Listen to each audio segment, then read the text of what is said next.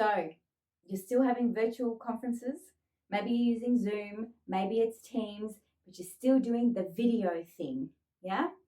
Well, if that's you, then maybe you're also struggling for some ideas around how to create group small talk.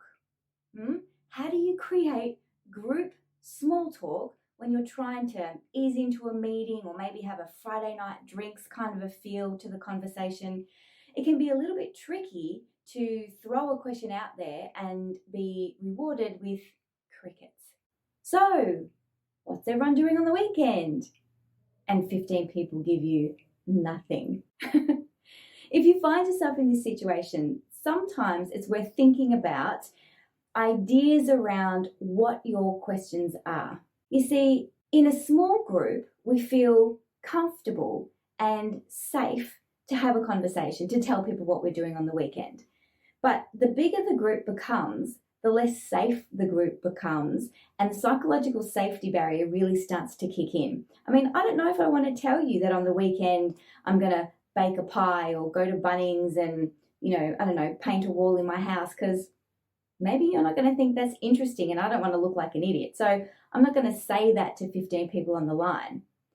But if you ask me a question that has low risk associated with the answer, and you ask a question that is universally applicable, then I might be more encouraged to chime in. And it can be a really good way to start some small talk in a group environment. So here's a couple of suggestions. You could ask questions like, all right, everybody, so we're still working remotely. So tell me, are you mostly wearing slippers, socks, or shoes? Or maybe it's Ugg boots. What's your footwear of choice, people? What are we favoring right now?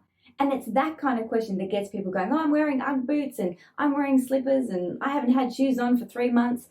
Or you might ask something like, okay, so are we favoring jeans, tracksuit pants, activewear, anyone, and you will get conversations started. So it's just those tiny little things that make people feel safe.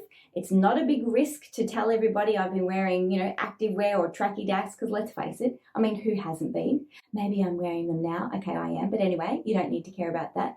So the less the risk, the more likely people are to engage. So I hope that's helpful for your next meeting.